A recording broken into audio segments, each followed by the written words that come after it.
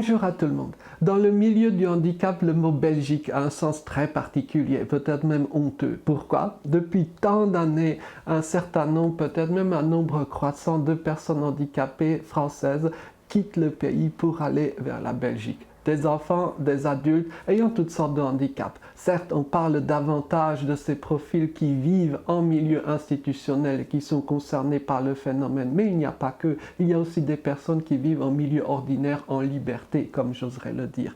Entraver, réduire ces départs, c'est un vieux serpent de mer de la vie politique française. La ministre pour laquelle j'avais un temps travaillé, à savoir Ségolène Neuville, avait cru pouvoir y mettre fin d'un trait de plume. Lourde erreur. Ces derniers jours, une nouvelle mission sur le sujet vient d'être confiée, cette fois à Marianne Cornu-Pochet. Au début, je n'avais pas vraiment d'opinion sur ce point. Mais maintenant que la Belgique m'a happé à mon tour, 3 questions, 3 points très politiquement incorrects peuvent être soulevés, je le crois. Premièrement, dans le monde associatif lié au handicap en Belgique, vous rencontrerez quantité de Français. Quasiment jamais l'inverse. Si l'on considère que le vote avec les pieds est le vote le plus sincère qui soit, il y a de quoi se poser quelques questions.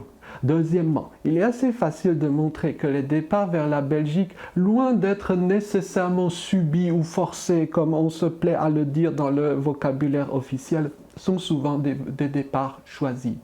Pourquoi? Parce que le milieu du handicap en Belgique peut offrir un certain nombre de qualités. Par exemple, meilleure formation des professionnels. Par exemple, moindre centralisme bureaucratique. Par exemple, on peut également citer la plus grande transparence. La possibilité pour les parents de s'impliquer de façon quasiment illimitée, même s'agissant d'enfants devenus adultes.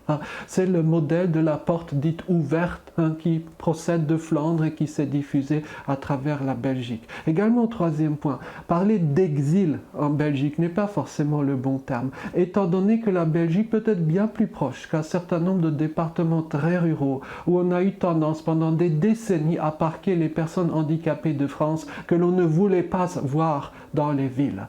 Dès lors, une question se pose. Pourquoi vouloir entraver ce départ? Est-ce que c'est par sentiment national un peu chatouilleux? Est-ce que c'est par volonté, je le crains hélas, de récupérer l'argent qui allait plutôt à des associations belges?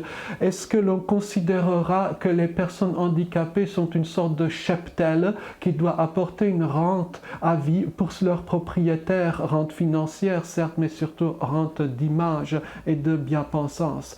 Peut-être que toutes ces problématiques reposent sur un fond qui n'est quasiment jamais porté au langage. C'est l'absence de structure, de construction européenne en matière de handicap. En matière de handicap et en matière d'inclusion, l'Union européenne en est au même stade qu'elle ne l'était pour l'économie dans les années 1930. Peut-être que justement, loin de vouloir entraver cette mobilité européenne, peut-être que si l'on mettait en valeur les parcours des personnes handicapées à l'international, peut-être que cela permettrait de repenser et de bâtir un avenir commun.